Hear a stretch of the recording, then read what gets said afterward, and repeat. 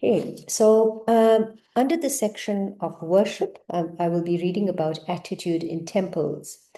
Commonly, people observe the way the statue of God is decorated with clothes, ornaments, and flowers, and how worship is being carried out the moment they enter the temple. A yogi, on the other hand, will look at the deity for a moment and then close his eyes and through his inner eyes start meditating on God in his mind. This is the difference between a yogi and those that perform rituals without true knowledge of God. I will remind you all of one thing.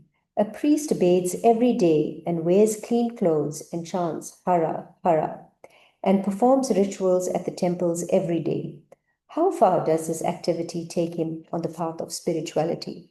Reflect on this.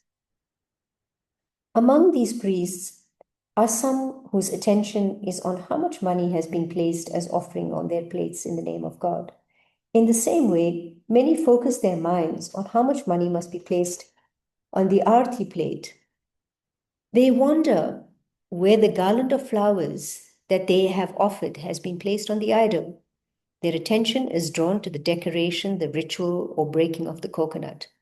But who really spends time enjoying the sight of God, who is hiding behind the decorations? Hence, a yogi who goes to the temple should not focus on decoration, ritual, and kumkum, but with closed eyes, wash God's feet, apply turmeric and kumkum on his feet, and place the flowers of devotion at his feet and worship him within. To perform praise from the heart, it is not necessary to go to the temple or take a dip in the sacred pond. It is necessary you have the ability to see God within yourself. Your devotion is deep, hence God himself is response to your love, in response to your love, will appear to you at the place you are at. So this is actually very interesting because it's so true. There's so many of us who, or so many people who go to temples, and exactly as Appa has guided in the book Agasthiyar Vazhipaadu, people go with, making sure that they bought the right fruit, they bought the right items for the temple, they're wearing the best sari they have, then, how much of money they need to put.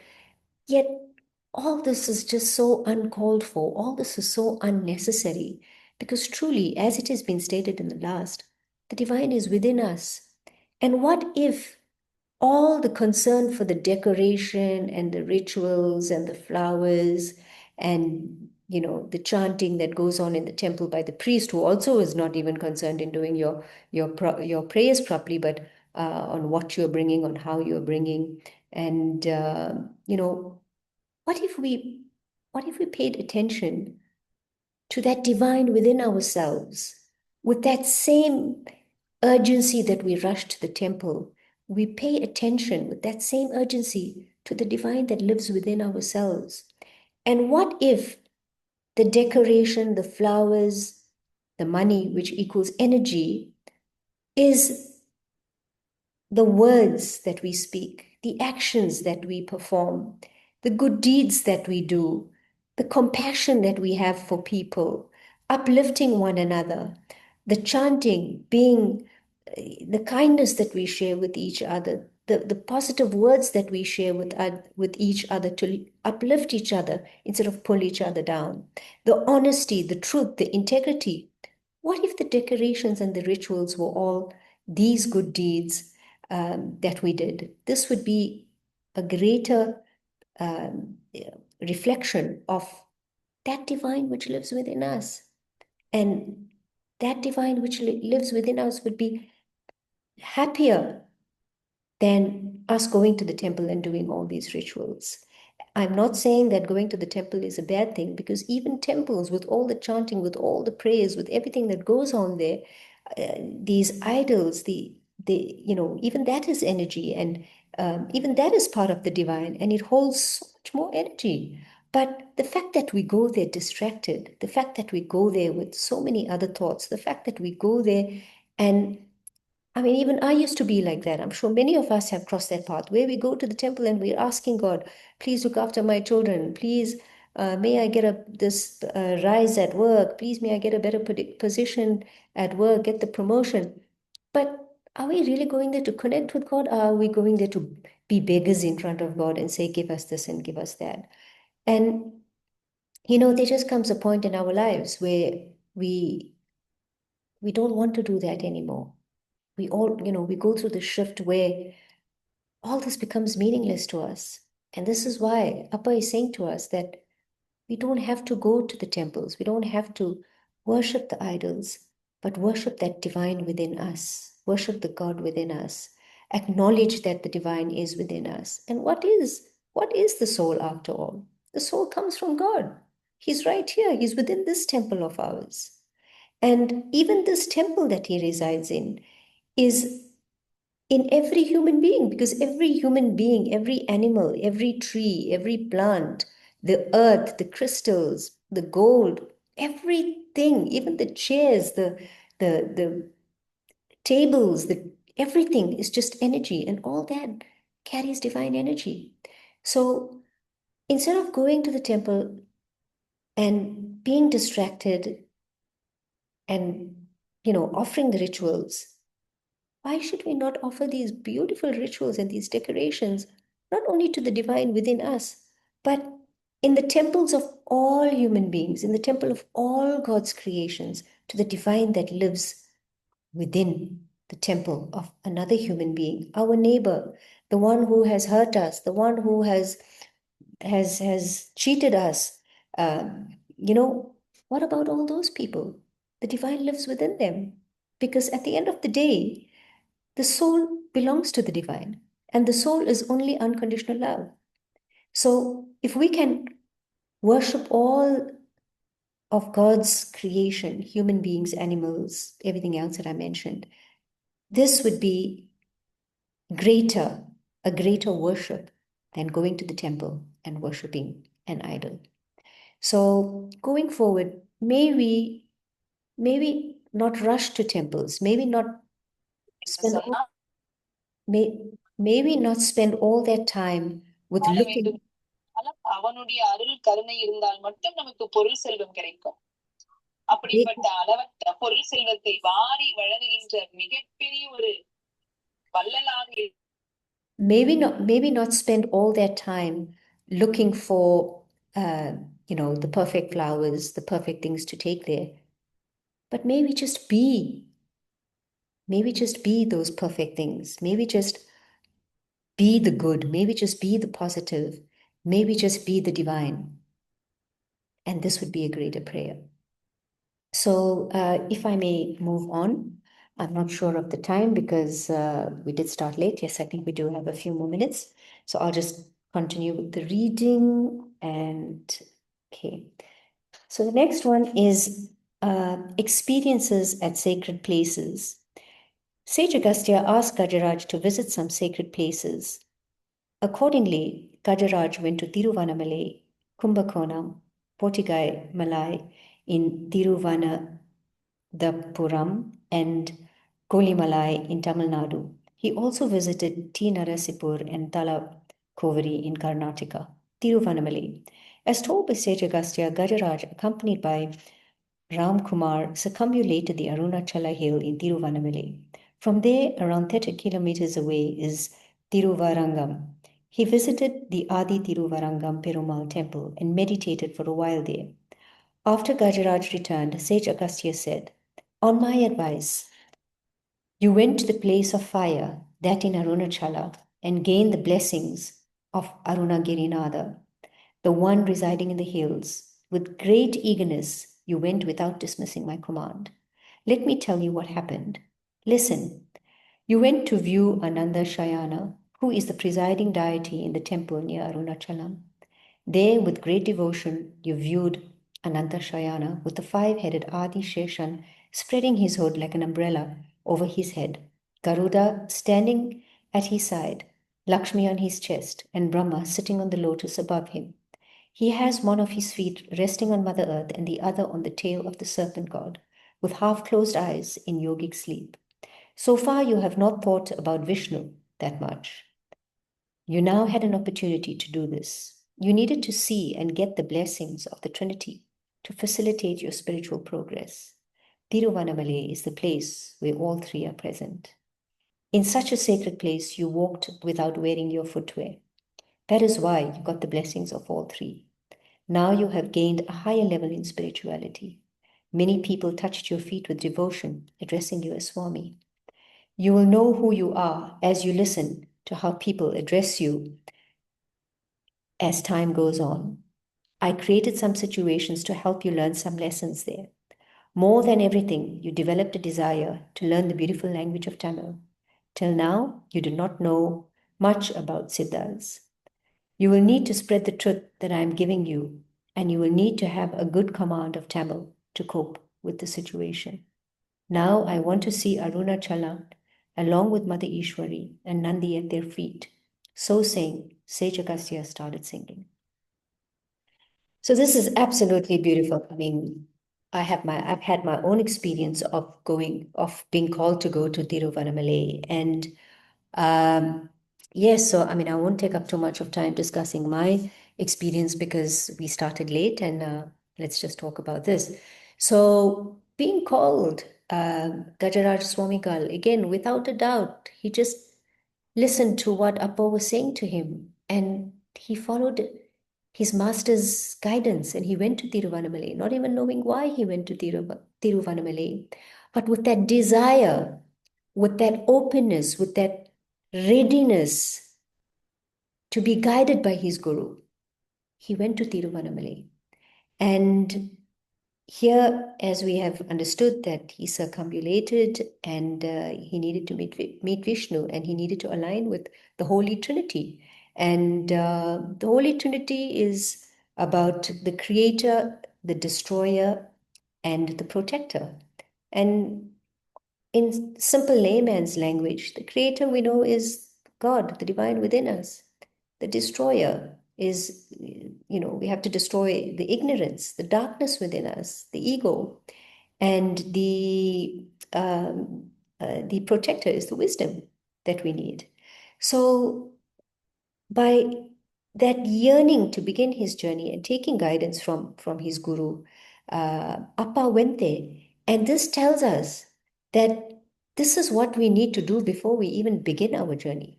We need to firstly know that the divine resides within us. He's not in temples, he's not in idols, but he's within us. And secondly, we need to destroy the darkness within us, the ignorance within us. And we need to have wisdom to be able to do that and to embark on that inner journey. And to be able to circumambulate that fire energy, that desire, that passion within us to be able to evolve and awaken in this day and age. So through Appa's guidance, Swami Kajaraj did exactly that. And by doing that, of course, he needed to be very humble. He needed to have some discipline, and the Guru Appa has guided him that if you start your journey, because this is the beginning of your journey, if you start your journey with this humility, um, with this yearning to learn, and this desire to go forward, then when you return, people will call you Swami. And that's exactly what happened. And Swami is somebody that I think we all know. Swami is somebody that we have great respect for. And uh, how can someone call you a Swami? They can only call you a Swami or a Guru if your energy is speaking that. I mean, there's so many people that I know who, add Swami or Guru to their names, but they don't vibrate to that divine energy. And here there is Swami Gajaraj who didn't say to anybody, he didn't even affix Swami or Guru to his name. But people started calling him Swami because his energy shifted, his divinity, his light around him was so bright that when you came in front of him, you could only see him as a great master. You could see Appa, you could see Sage Agastya working through him. And people started to respect him. And this is a lot that we don't have to go out there and change people. Once we change ourselves, once our light is shining so bright, then by seeing us, people would want to change. And so, yeah, I'll stop here because we are running out of time. We have a few minutes. Does anybody have any questions?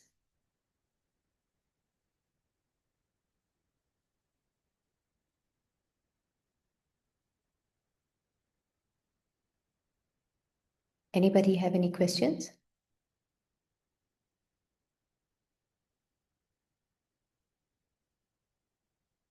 No, no questions. Okay, I think we have a few more minutes. So I will quickly tell you about my experience about Tiruvannamalai. I was meditating and I had this word come to me, Arunachala. And I didn't even know what is Arunachala, who is Arunachala, where is Arunachala. And when I finished my meditation, I quickly Googled this word up and I realized this place was in Tiruvannamalai. And I read briefly about Tiruvannamalai being the energy, the fire element of Shiva, and that the mountain was an embodiment of Shiva. But deep inside, I already knew that I didn't know too much about it, but I knew that I had to go there. I had this calling and I had to go there. And without further ado, of course, within a few days, I managed to get my visa and I went to Tiruvannamalai. And it really was a profound experience. It was a life-changing experience. And from there, I was guided to go to Kanchi Kamakshi Amma temple. And it was only a few months later, not even a few months, it was, I think, about a month later, when I came back to Mauritius. I spent 5 days only on the trip, but when I came back to Mauritius a month later, I came across Sister Anuradha's YouTube video. And when I joined the Sage Agastya group, did I realize that um, you know, it would have my journey would have been incomplete if I didn't go to Kamakshi Amma temple, because this was where Sage Agastya had received great wisdom from Lord Hayagriva. And yeah, indeed, I felt so blessed. And again, that was a calling. And yeah, I heeded that calling and I just watched my path unfold. And yeah, here I am today. So yeah, that's my story about Tiruvannamalai. And it really is a very, very profound place. And again, if you call, it's a different experience. But if we just go there uh, without the calling, it's another experience. But I believe whoever steps foot in Tiruvannamalai, I think are blessed souls. So yeah, with that being said, we have a few more minutes. Anybody for any questions? Anything you want me to explain again? No. Anyone? Harisha ji, please, I'm so sorry for the background noise. There's a yoga class which is going, so that's Oh, why. it's okay. Um, for my son, yeah. So I want to ask that which year it was when you went to Tirum, Tiruvannamalai. It this was only Tiruvannamalai. it was only this year. Oh wow, Yes, it was wow, that's it was wonderful. only it was only this year in February. But I have Mm-hmm, actually been on a very long journey of awakening. mm-hmm, I've done many things from a very young age. I think I must have been about 11 years old, and there was always like people coming to my house to teach meditation for my neighborhood. And mm-hmm, the only one like who would be going, even the elders wouldn't go, I would be the only one going. So it's been a long journey for me to reach where I am today. And, so yeah, I went to Tirupati in February this year. wow, Yeah, and that's beautiful. Thank you. yes, and I know some people who do who've had their nadi reading done, and Oh I'm yes. yes, Mm-hmm, and I've been saying like in their nadi readings, there's many people that I have talked to. They're saying like in their nadi readings, they've all been asked mm-hmm, to go to Tiruvannamalai. They've all been asked to go mm-hmm. to Arunachala. So I Right. I think also because we are on this cusp of the huge shift from the Kali Yuga into the era of. Right. I think, we need to begin our journey as Gariraj Swamigal began his first, journey to Tiruvannamalai. I think many people are being called to go there so that Mm-hmm. they can really burn away the baggage and, Right. make their bags lighter to be able to shift into the energy of Satyug. So That's right. yeah, so Wow. In it's a fact, last December, I got my nadi done, and then I was not aware that it can be done online as well. I was like, how is it possible online we can do? And the Panditji whom I met, yes, so there are various lineage, right? So he was from Agastya Rishi's that nadi, yes. and it was an absolute amazing experience. The way he told my parents' name and my And husband's name, that usually no one, not it's not easy to pronounce. And he told, and I was like, wow, he mentioned everything about my career. And it was such a profound experience that, oh my God, it really exists. Like, it was such a blessing. And then later when I got to know that it was Agastya Rishi's lineage who was doing, as in, I'm not sure what to say in words, but it was Agastya Nadi. I remember this is what he was. made, And yeah, it and you was. had this done online. Yes, and he's an Wow. amazing person. He's really amazing. In fact, yesterday only I spoke and I thanked him so much because I could find Anuradhaji's video, and then I told him how it makes so much of sense. Beautiful. Um, So thank maybe you. maybe you can share the contact details because I have many friends here who are interested in having their Nadi readings done, and I have Mm-hmm. also never had a Nadi reading done. So Oh, okay. never ever had one done. For some reason, Mm-hmm. I have been feeling like, uh, I don't believe in like psychics. I don't believe in anything. I've always wanted Mm-hmm. like my life to flow. Yet I've come across people Mm-hmm. while traveling on holiday or something, the craziest things would happen, and I would just like turn around and somebody is there. And I remember like in Egypt, I was in Cairo, Mm-hmm. and a little boy came Mm-hmm. out of nowhere. And in Cairo, people do not speak English at all. Oh my God, it's a headache Mm-hmm. to speak to them. And here comes a young boy. He must have been about 8 years old. And he was speaking to me in Mm-hmm. English. And he said a few things to me. And I had turned around, and when I looked back, he was gone, you know?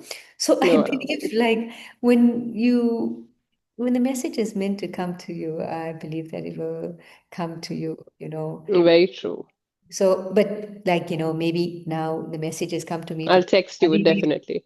so Mm-hmm. you are Mm-hmm. sending me the message. So maybe now it's time for me to do an art reading. So, So uh, grateful. no, It's thank you. it's a profound feeling when we experience such things.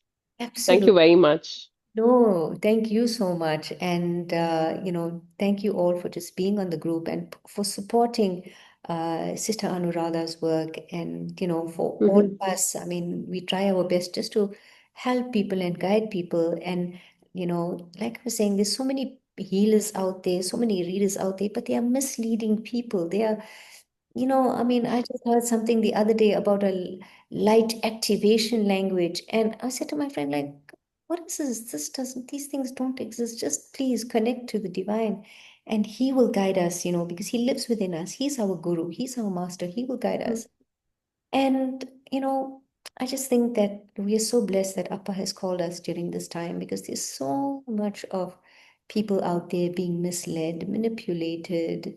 And here we have this beautiful, clean, pure path that says, God is within you. And He assures us that when we connect to Him, then He will guide us, He will show us the way, He will put people in our path. So, who greater a guide or a guru than the one that lives within us? So, yeah, I thank you all. I mean, it's such a beautiful journey and so beautiful to be able to share the space with amazing souls and lovely experiences. on the group and all the wisdom that's being shared. We don't even need to go to the temples. The temple is coming to us with all the wisdom. So, but thank you so much, and may you all be blessed. And I love you all from the bottom of my heart. And please continue to support all the good work, Sister Anuradha's Sunday topics, and whoever else is doing readings from Agasthiyar Vazhipaadu. Thank you very much. Thank you so much. Love you all. Thank you. Bottom of my heart.